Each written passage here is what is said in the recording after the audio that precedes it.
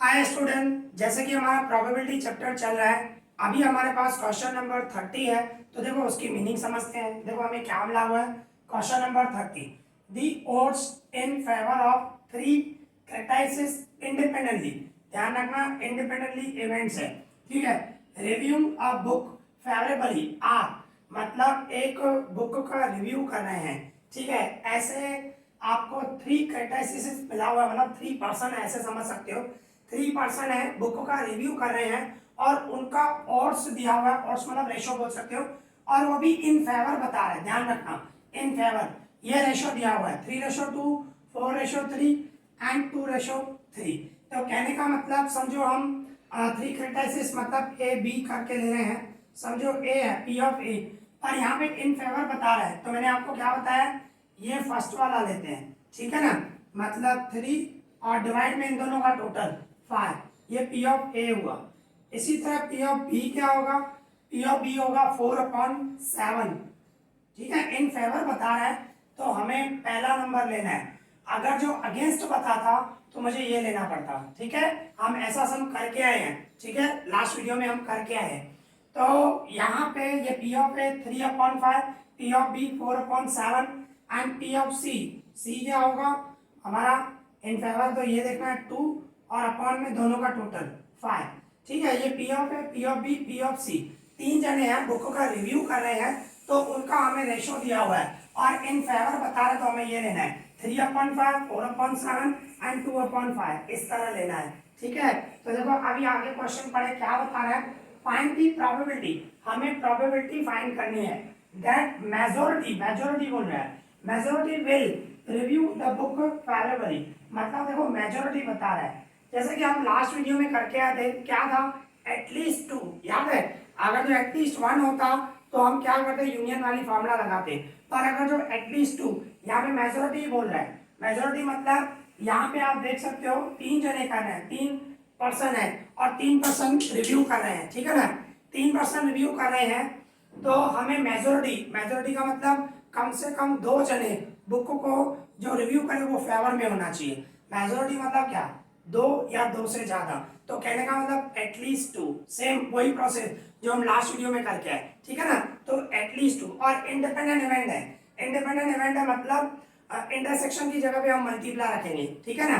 तो यहाँ पे ये पी ऑफ ए है, तो पी ऑफ ए डैश क्या होगा, ठीक है। ये फेवरेबल, इसकी प्रोबेबिलिटी है, तो ये अनफेवरेबल हुआ भाई, बुक का रिव्यू फेवरेबल नहीं है, ठीक है, नॉट फेवरेबल बोल सकते हो। ये फेवरेबल, ये नॉट फेवरेबल। तो ये ए, तो ए डैश कैसे फाइंड करूंगा, इसमें से माइनस करूंगा, 5 में से 3 गए 2 और नीचे जो है वो सेम रखूंगा। इसी तरह P of B dash, B dash कैसे निकालूंगा, इसमें से माइनस करूंगा, 7 में से 4 गए 3 और नीचे से, ठीक है। और इसके बाद P of C dash, C dash क्या होगा, यहाँ पे 5 में से 2 गए 3 और नीचे से, इस तरह। तो ये P of A dash, B dash और सी डैश, और ये जो प्रोबेबिलिटी है ए बी सी, ये फेवरेबल, बुक का रिव्यू जो है वो फेवरेबल हो, ठीक है ना। और ये जो है फेवरेबल नहीं है, मतलब ए की फेवरेबल ये प्रोबेबिलिटी है तो नॉट फेवरेबल ये है, बी की फेवरेबल है ये नॉट फेवरेबल, मतलब ए और ए डैश एक दूसरे के ऑपोजिट होते हैं, ठीक है ना।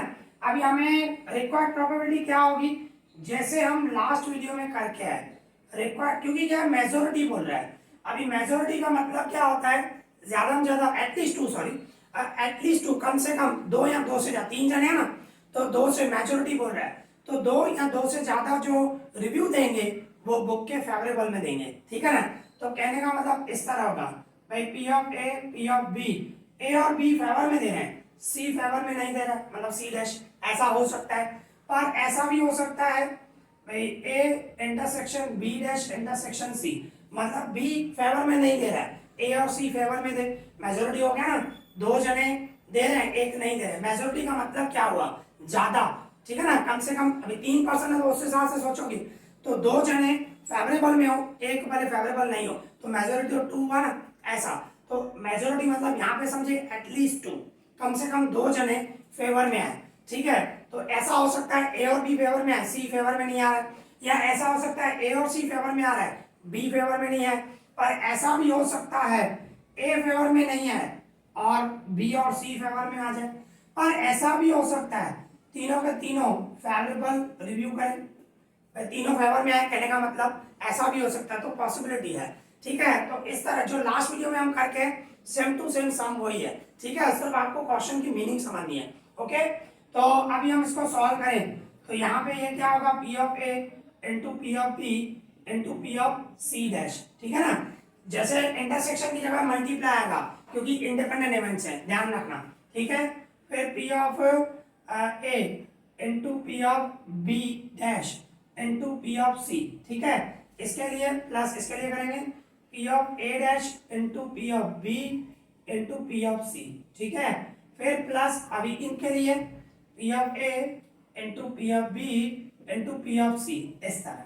अभी वैल्यू पुट करेंगे, पी ऑफ ए हमारा क्या है 3/5 है, 3/5 ये पी ऑफ ए, और पी ऑफ बी हमारा क्या है 4/7।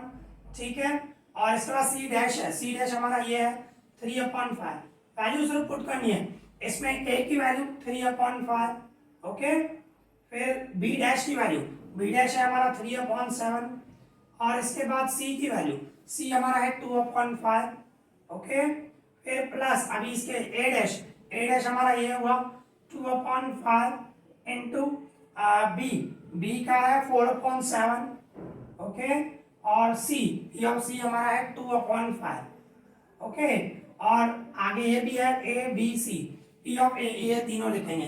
ठीक है ना, P of A 3/5 into 4/7 into 2/5, इस तरह। ठीक है, अभी हम इसको सॉल्व करें, यहाँ पे लिख रहे हैं।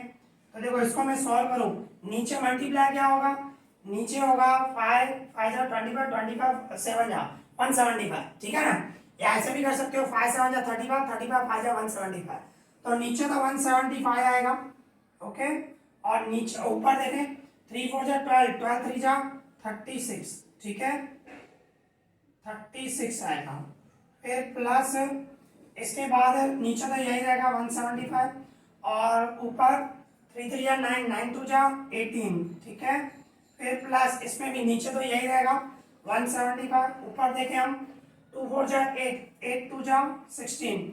फिर प्लस अभी इनका करें, नीचे तो यही रहने वाला है 175, और इसका 3 4 जा 12, 12 2 जा 24। ठीक है, आगे देखो एलसीएम निकालो तो 175 तो एक ही बार रहेगा, 175 एक ही बार रहेगा, और ऊपर 36 plus 18 plus 16 plus 24 equals to, अभी इन सब का प्लस करें तो देखो प्लस करें 36 60 78 94, तो क्या हुआ 94 अपॉन 175। ओके, एक बार चेक कर लेते हैं, प्लस कर लें एक बार, आई थिंक है तो सही। 36 प्लस 18 प्लस 16 प्लस 24 बराबर है 94।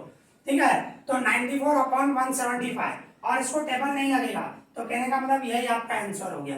ओके, तो सिंपल है, ये ध्यान रखना है भाई, 3 जने हैं, अगर जो इन फेवर बता रहा है 3 जनों का ओड्स, ओड्स मतलब रोज रेशो बोल सकते हो आप, तो रेशो मिला हुआ है, तो ये ध्यान रखना, अगर जो फेवर में हो तो आपको ये पहला नंबर लेना है, 3/5 4/5 और 2/5। कभी कभी यहाँ पे अगेंस्ट बताता है, ओड्स इन अगेंस्ट बोलता है, अगर जो अगेंस्ट बताता है ना तो ये वाला लेना भाई, 2/5 3 ऐसा लेते हैं। ठीक है ना, 3/7 और 3, अगर जो अगेंस्ट में होता तो, यहाँ पे फेवर में है तो पहला नंबर लेना है, और डिवाइड में टोटल ही आएगा। ठीक है, तो ये बुक का रिव्यू फेवर में करना है, उसकी प्रोबेबिलिटी है। फिर हमें फेवर में नहीं हो तो उसकी प्रोबेबिलिटी निकालनी पड़ेगी, जैसे मैंने बताया इस तरह हुआ। ओके, तो इस तरह हुआ, और इसके बाद हमें क्या बोल रहा था, प्रोबेबिलिटी बोल रहा था मेजोरिटी जो है वो फेवर में थे।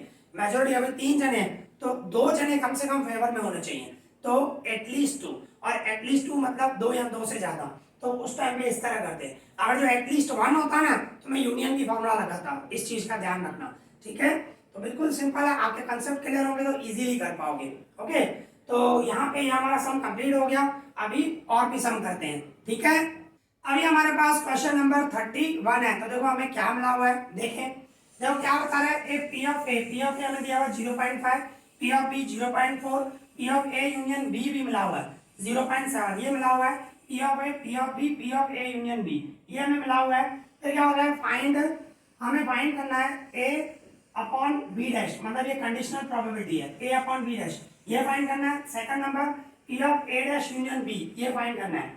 और आगे पूछ रहा है are A and B independent भाई आपसे पूछ रहा है ए और बी क्या इंडिपेंडेंट इवेंट्स है, ये भी क्वेश्चन पूछ रहा है। ठीक है, तो देखो किस तरह होगा। सबसे पहले जो है ना आपकी P of A union B की फॉर्मूला लगाएंगे। P of A union B equal to formula क्या होती है, P of A plus P of B minus P of A intersection B. ये हम करेंगे पहले। तो इसमें से क्या होगा, वैल्यू हम फाइंड करेंगे। P of A union B आपको दिया हुआ है 0.7 और पी ऑफ ए है हमारा 0.5, पी ऑफ बी है हमारा 0.4 और minus P of A intersection B हमें फाइंड करना है। ठीक है ना, सिर्फ वैल्यू पुट की। ए यूनियन बी जो हमें मिला हुआ है 0.7, ए की जगह पे 0.5 प्लस एम बी की जगह पे 0.4 और ये सेम रखा। फिर क्या करूंगा, ये 0.7 इन दोनों का प्लस करूं 0.9 minus P of A intersection B. ठीक है, अभी क्या करूंगा, ये ए इंटरसेक्शन बी माइनस में इक्वल टू कैसा आएगा, प्लस हो जाएगा ए इंटरसेक्शन बी। ये 0.9 से ये प्लस में उससे लेके जाऊंगा माइनस 0.7। क्या किया, ए इंटरसेक्शन बी माइनस में इक्वल टू कैसा गया प्लस में, ये इधर से 0.9 ये उससे लेके तो माइनस में। तो P of A intersection B क्या हुआ हमारा, ए इंटरसेक्शन बी हुआ 0.2। ठीक है ना, 0.9 में से 0.7 कट करूं तो 0.2, तो ये चाहिए। और इसके बाद हमें पी ऑफ ए मिला हुआ है तो मुझे पी ऑफ ए डैश चाहिए। ठीक है, तो P of A dash equal to क्या होगा, 1 माइनस पी ऑफ ए।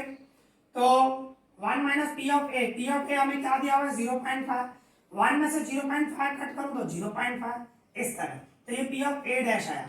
इसी तरह पी ऑफ बी डैश चाहिए। P of B dash equal to क्या होगा, formula 1 minus P of B. ठीक है, तो 1 minus P of B, P of B क्या हमारा 0.4 माइनस करूंगा 0.6, 1 माइनस 0.4 तो 0.6 आएगा। क्योंकि हमें चाहिए अभी फार्मूला, अभी जो फाइंड करना है पहले आपको ए इंटरसेक्शन बी फाइंड करना है, फिर ए डैश और बी डैश, ये सब चाहिए हमें। अभी जो बोल रहा है हम वो फाइंड करेंगे। जैसे कि फर्स्ट नंबर हमें क्या बता रहा है, फर्स्ट नंबर हमें बता रहा है कि ये फाइंड करो P of A upon B dash. तो देखो कंडीशनल प्रोबेबिलिटी आपको याद हो तो मैंने बताया था, ऊपर इन दोनों का इंटरसेक्शन इस तरह P of A intersection B dash, इन दोनों का इंटरसेक्शन, और नीचे जो है वो सेम रखेंगे पी ऑफ बी डैश। ठीक है ना, जैसे मैंने आपको कंडीशनल प्रोबेबिलिटी की फार्मूला बताई थी, भाई ऊपर जो है इन दोनों का इंटरसेक्शन और नीचे जो है वो सेम रखते हैं। अभी इसको मैं सॉल्व करूं, इसकी भी फार्मूला बताई थी भाई, दोनों अगर तो किसी एक को डैश है इस तरह होगा। देखो इसमें जिसमें डैश नहीं है, ए को डैश नहीं है तो पी ऑफ ए और minus P of A intersection B, ये फार्मूला होगी। मतलब पी ऑफ ए जिसको डैश नहीं है उसमें से माइनस करूंगा ए इंटरसेक्शन बी और नीचे ये पी ऑफ बी डैश है। ये आपको फार्मूलाज याद होनी चाहिए, मैंने आपको फार्मूलाज बताई है। कंडीशनल पहला वीडियो था उसमें मैंने पूरी फार्मूलाज बताई है और आपको बोला था कि आपको फार्मूला सब आनी चाहिए। वो फार्मूलाज आएंगी तो ये बिल्कुल इजी लगेगा। ठीक है, तो ये कंडीशनल प्रोबेबिलिटी है भाई, जब ए अपॉन बी डैश है तो इन दोनों का इंटरसेक्शन करते हैं, जो है ए और बी डैश वही लिखा मैंने, इंटरसेक्शन खाली बीच में आएगा और नीचे जो है वही आएगा। फिर इसकी भी फार्मूला है, जिसको डैश नहीं है वो लिखेंगे माइनस ए और उसका इंटरसेक्शन माइनस करते हैं। ठीक है ना, तो अभी हम इसको सॉल्व करें। अभी ए क्या है हमारा, ए है 0.5। ठीक है, और ए इंटरसेक्शन बी भी आपने फाइंड किया 0.2। ओके 0.2 और बी डैश भी फाइंड किया, बी डैश है आपका 0.6। तो देखो 0.5 में से 0.2 गए तो 0.3, 0.3 डिवाइड 0.6। अभी इसको सॉल्व करो, कैसी पे डिवाइड कर सकते हो, 0.5 आएगा या 1/2, 3 का डबल लगाओगे 1/2 भी लिख सकते हो। पॉइंट में है तो मैं पॉइंट में ही लिख रहा हूँ, 0.3 को 0.6 से डिवाइड कर रहा हूँ तो 0.5 आएगा। ठीक है, तो ये फर्स्ट नंबर हमारा कंप्लीट हो गया, मतलब इस तरह फाइंड करना है। ओके, ये फर्स्ट कंप्लीट हो गया। अभी हम सेकंड करते हैं, मैं इसको रफ कर रहा हूँ क्योंकि स्पेस नहीं है हमारे पास। ठीक है ना, तो ये फर्स्ट नंबर कंप्लीट हो गया। अभी इसी तरह हम सेकंड नंबर देखें। सेकंड नंबर देखो क्या बता रहा है हमें, सेकंड नंबर है हमारे पास P of A dash union B. अभी देखो ये यूनियन है, अगर जो ऐसे होता ना P of A dash intersection B, अगर जो इंटरसेक्शन होता तो मैं ये फॉर्मूला लगाता, जिसको डैश नहीं है बी को नहीं है, P of B minus A intersection B ऐसे कर देता। अगर जो बीच में इंटरसेक्शन होता तो, और यहाँ पे तो यूनियन है, तो यूनियन है तो यूनियन की फॉर्मूला ये जो आप करके है ना ये वाली फॉर्मूला लगानी पड़ेगी। यूनियन हो, अगर जो दोनों को डैश होता तो भी 1 में से मैं माइनस कर देता, पर दोनों को नहीं है सिर्फ ए को है, तो इसकी फॉर्मूला ये होगी, नीचे लिख देता हूँ। इसके एक मतलब ये पी ऑफ ए डैश फिर प्लस पी ऑफ बी फिर minus P of A dash intersection B. देखो ये जो हमारी फॉर्मूला होती है ए यूनियन बी, उसकी तरह है, पहले ए फिर बी और फिर माइनस करते हैं ए इंटरसेक्शन बी। तो सेम ही रखा है, पहले ए डैश फिर बी और माइनस इन दोनों का इंटरसेक्शन। मतलब जो फॉर्मूला होती है वही रखी है, सिर्फ ए डैश है तो उसकी जगह मैंने ए डैश रखा है, बस और कुछ भी नहीं। ठीक है, ये ध्यान रखना है आपको। और उसके बाद भी ये P of A dash same amount और ये पी ऑफ बी सेम। अभी माइनस, इसको ब्रैकेट में रखना क्योंकि बीच में माइनस है। अभी इसमें भी आपको सॉल्व करना पड़ेगा। ए डैश इंटरसेक्शन बी है तो किसको डैश नहीं है, बी को, तो इसकी भी फॉर्मूला लिखनी पड़ेगी, P of B minus P of A intersection B. ये हमारी फॉर्मूला होती है। ठीक है, इस तरह। क्या समझे? देखो इसकी भी मैं फॉर्मूला लिख रहा हूँ भाई, बी को डैश नहीं है तो बी में से इन दोनों का इंटरसेक्शन ए इंटरसेक्शन बी। अभी मैंने बताया अगर जो इंटरसेक्शन हो तो उसकी ये फॉर्मूला होती है। जो भी फॉर्मूला मैंने आपको बताई है आप याद रखना जरूरी है। ठीक है, अभी क्या करूंगा, देखो ये पी ऑफ ए फिर प्लस पी ऑफ बी और यहाँ पे माइनस तो साइन चेंज हो जाएगी, माइनस पी ऑफ बी और ये माइनस माइनस प्लस हो जाएगा। ठीक है, P of A intersection B, इस तरह। फिर क्या होगा, देखो ये पी ऑफ बी और पी ऑफ बी एक प्लस में माइनस में कट कर दो, रिमेनिंग क्या बचा, P of A plus P of A intersection B. तो अभी आपका पी ऑफ ए क्या है, पी ऑफ ए हमारा 0.5 और ए इंटरसेक्शन बी क्या है हमारा, ए इंटरसेक्शन बी हमारा 0.2 है। तो इन दोनों का टोटल करूं 0.7, मतलब आपका आंसर आया 0.7। चेक कर लेते हैं आंसर सही है कि रॉन्ग है। बिल्कुल सही है, 0.7। ठीक है ना, तो इस तरह आपको करना है। और इसके बाद एक क्वेश्चन और पूछ रहा है, are A and B independent events भाई पूछ रहा है, ए और बी जो है इंडिपेंडेंट इवेंट्स हैं। तो देखो इसको मैं रैप कर दे रहा हूँ, इसको इस तरह करना है जैसे मैंने एक्सप्लेन किया। अभी देखो आपसे क्वेश्चन पूछ रहा है ए और बी के इंडिपेंडेंट इवेंट्स हैं, तो उसके लिए क्या होता है, इंडिपेंडेंट के लिए क्या फॉर्मूला होती है, इंटरसेक्शन की जगह पे इनटू आता है। ठीक है, तो देखो सबसे पहले तो आपको P of A intersection B क्या फाइंड है आपका 0.2, ये फाइंड किया ना 0.2 ए इंटरसेक्शन बी। अभी आपको जो मिला हुआ है P of A into P of B करो, तो पी ऑफ ए आपका कितना है, पी ऑफ ए 0.5 है। ठीक है, मल्टीप्लाई पी ऑफ बी क्या है 0.4 है। इन दोनों का इंटू करूं 0.2 ही आएगा, मल्टीप्लाई करके देखो। तो कहने का मतलब यहाँ पे ये ए इंटरसेक्शन बी जो है उसका आंसर 0.2 है और इसका भी आंसर 0.2 है, तो ये दोनों खुद में इक्वल हुआ है ना। तो देयरफॉर हम ऐसे बोल सकते हैं P of A into P of B, मतलब A intersection B equals to दोनों का आंसर 0.2 आया, तो ये दोनों इक्वल हुए और दोनों इक्वल हुए थे। इंटरसेक्शन की जगह देखो इनटू आ गया, तो इंटरसेक्शन की जगह पे इनटू आ गया, तो यस दे आर इंडिपेंडेंट। ठीक है, सिंपल हो गया। तो आपको लिखना है yes A and B are independent events. ठीक है, सिंपल है, जो हमारी फॉर्मूला है वो खाली आपको ध्यान देना है और कुछ भी नहीं।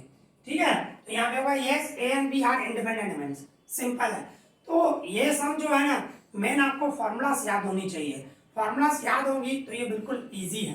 ठीक है ना, तो आज हमने जो सम किए आई होप आपको अच्छे से समझ में आए होंगे। इसी वीडियो में इतना ही, थैंक यू।